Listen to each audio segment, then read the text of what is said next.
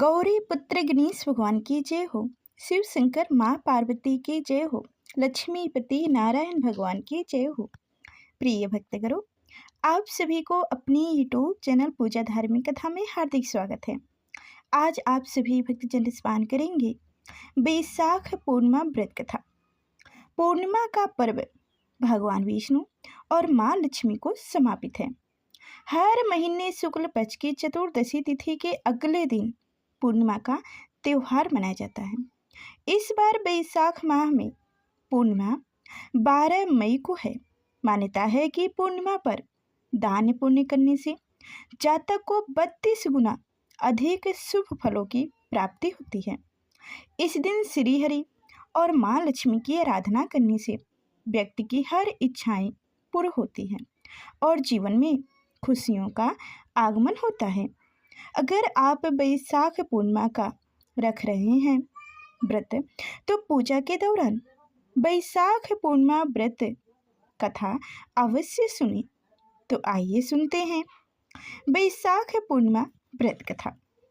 तो लक्ष्मीपति नारायण भगवान का ध्यान करते हुए कथा को पूरा अंत तक सुनिएगा और हाथ में लाल पुष्प लेकर भगवान विष्णु का ध्यान करके, गौरी पुत्र गणेश भगवान का ध्यान करके, शिव शंकर माँ पार्वती का ध्यान करके कथा को सुनिए। तो प्रेम से बोलिए गौरी पुत्र गणेश भगवान की जय हो।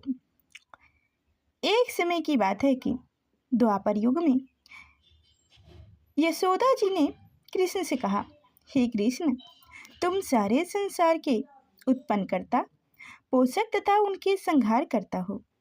आज कोई ऐसा व्रत मुझसे कहो जिसके करने से मृतलोक में स्त्रियों को विधवा होने का भय न रहे तथा यह व्रत सभी मनुष्यों की मनोकामनाएं पूर्ण करने वाला हो। तब भगवान श्री कृष्ण जी कहने लगे, हे माता, तुमने अति सुंदर प्रश्न किया है। मैं तुमसे ऐसे ही व्रत को विस्तार पूर्वक कहता हूँ। सौभाग्य की प्राप्ति के लिए स्त्रियों को 32 पूर्णिमाओं का व्रत करना चाहिए। इस व्रत को करने से स्त्रियों को सौभाग्य संपत्ति मिलता है। यह व्रत अचल सौभाग्य को देने वाला और भगवान शंकर के प्रति मनुष्य मात्र की भक्ति को बढ़ाने वाला है। यशोदा जी कहने लगी, हे कृष्ण, सर्वप्रथम इस व्रत को मृतलोक में किसने किया था? इसके विषय विस्तार पूर्वक मुझसे कहो। तब भगवान श्री कृष्ण जी कहने लगे कि इस भूमंडल पर एक अत्यंत प्रसिद्ध राजा चंद्रहर्ष से पालित अनेक प्रकार के रत्नों से परिपूर्ण कार्तिक नाम की एक नगरी थी। वहाँ धनश्री नाम का एक ब्राह्मण था और उसकी स्त्री अति सुशील रूपवती थी।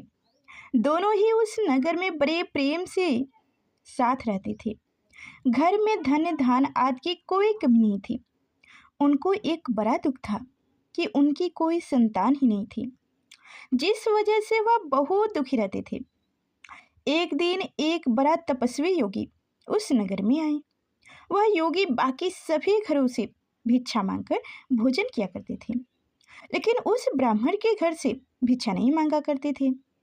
एक दिन योगी गंगा किनारे भिक्षा मांगकर प्रेम पूर्वक खा रहा था कि धनश्री ने योगी को यह सब करते देख लिया। सब कार्य किसी प्रकार से देख लिया। अपने भिक्षा नादर से दुखी होकर धनश्री योगी से बोले, अरे, सभी घरों से भिक्षा लेते हैं, परंतु मेरे घर की भिक्षा आप कभी नहीं लेते हो, इसका कारण क्या है?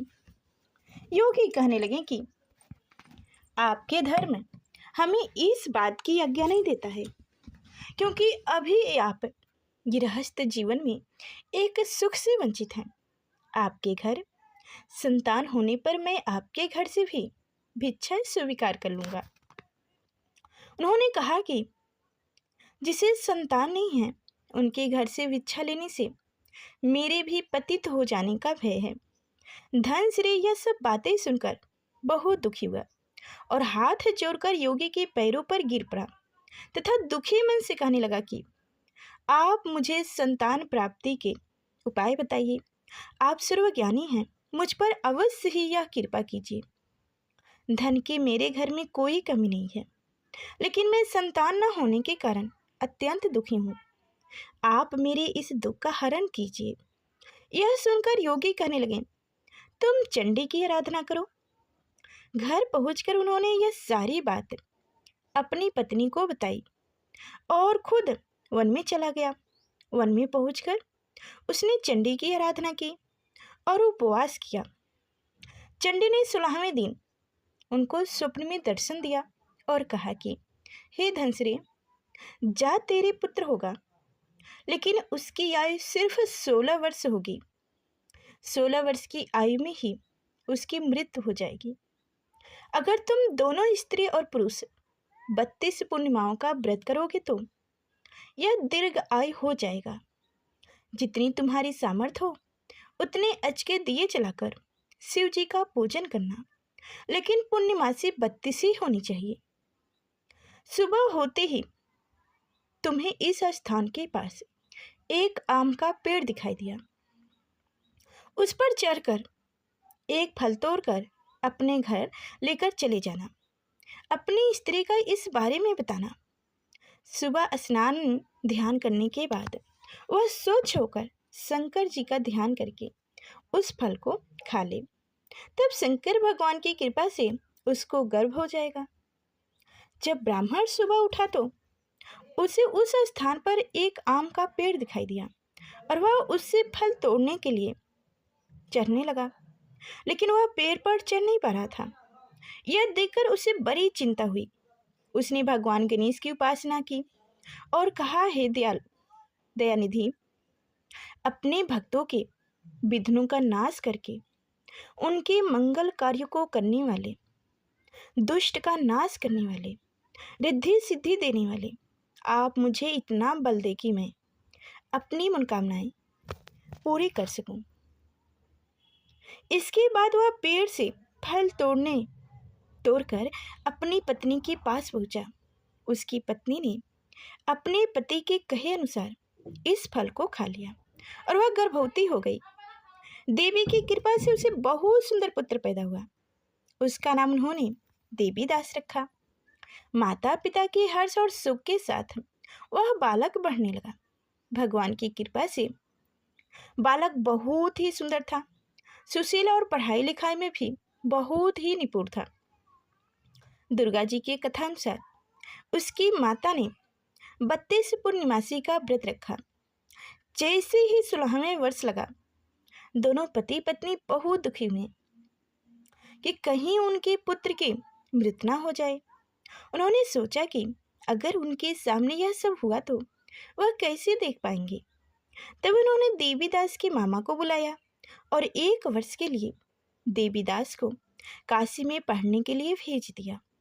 1 वर्ष के बाद उसे वापस लेकर आ जाना।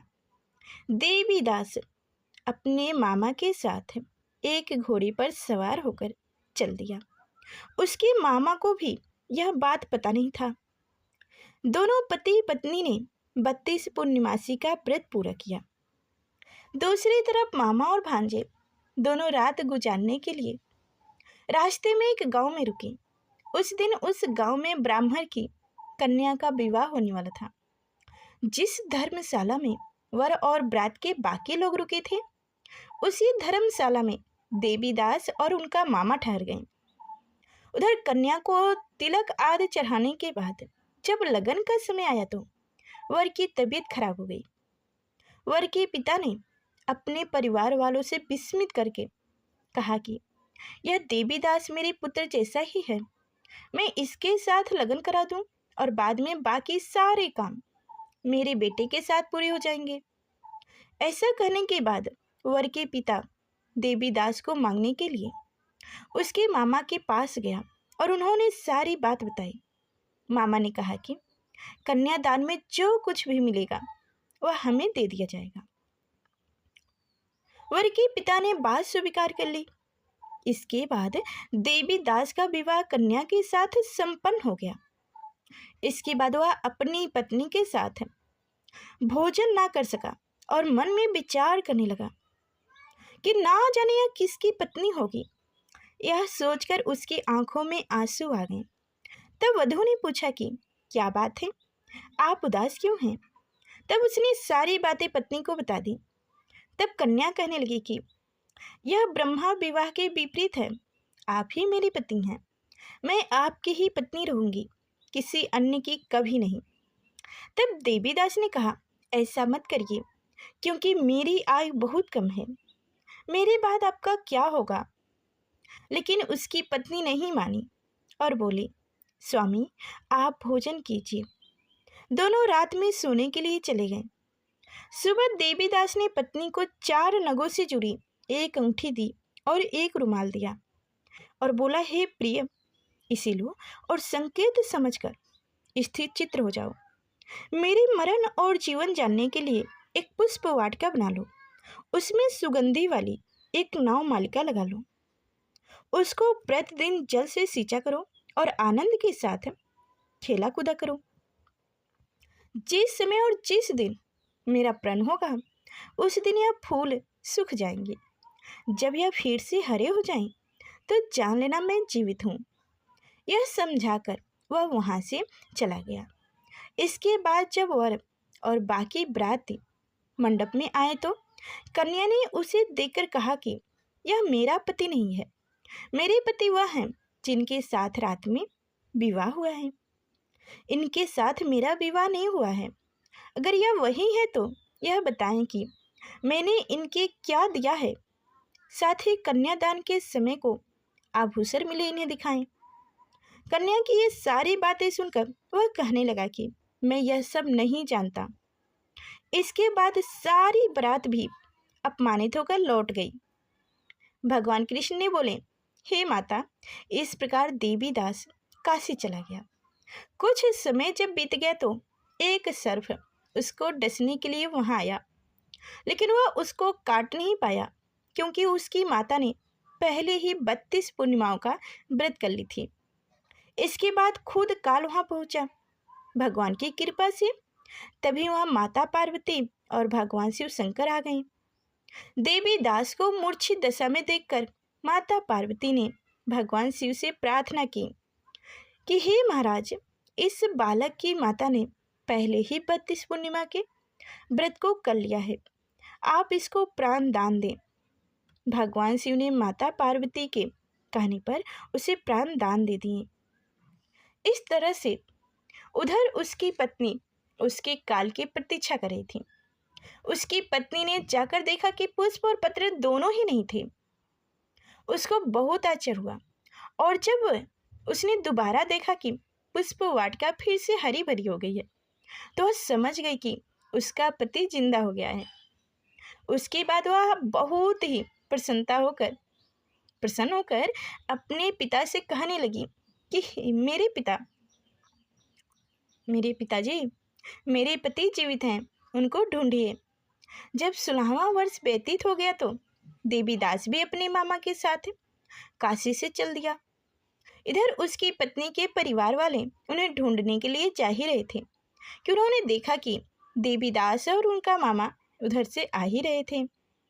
उसको देखकर उनके ससुर बहुत प्रसन्न हुए और उसे अपने घर ले आए। वहाँ सारा वेग इकट्ठे हो गए और कन्या ने भी उसे पहचान लिया। देवीदास ने उसके बाद अपनी पत्नी और मामा को लेकर वहाँ से चल दिए। उसके ससुर ने भी उसे बहुत धन दहेज दिया। जब वह अपने घर की तरफ चल रहा था तो उसके माता पिता को लोगों ने खबर कर दी कि तुम्हारा पुत्र देवीदास अपनी पत्नी और मामा के साथ आ रहा है। ऐसा समाचार सुनकर पहले तो उन्हें विश्वास नहीं हुआ, लेकिन जब देवीदास और उनके अपने माता पिता के पैर छुआ तो देवीदास के माता पिता ने उनका माथा चूमा और दोनों को अपनी सीने से लगा लिया। दोनों के आने की खुशी में धनश्री ने बहुत दान दक्षिणा ब्राह्मणों को दी। तब श्री कृष्ण जी कहने लगे कि इस तरह धनश्री को 32 पूर्णिमाओं को व्रत के प्रभाव से संतान प्राप्त हुआ। जो स्त्रियां इस व्रत को करती हैं वह जन्म जन्मांतर तक विधवा का दुख नहीं भोगती हैं और सदैव सौभाग्यवती रहती हैं। यह मेरा वचन है। यह व्रत संतान देने वाला और सभी मनोकामनाओं को पूर्ण करने वाला है। तो प्रेम से बोलिए शिव शंकर माँ पार्वती की जय हो, लक्ष्मीपति नारायण भगवान की जय हो। हर हर महादेव। तो प्रिय भक्तगणों, उम्मीद करती हूँ कि आज की हमारी कथाएं आप सभी को अच्छी लगी होगी। तो लाइक और चैनल को सब्सक्राइब करें और कमेंट बॉक्स में प्यारा से कमेंट करके बताइएगा कि हमारी कथाएं आप सभी को कैसी लगी। फिर मिलते हैं अगले नेक्स्ट वीडियो में। तब तक के लिए धन्यवाद।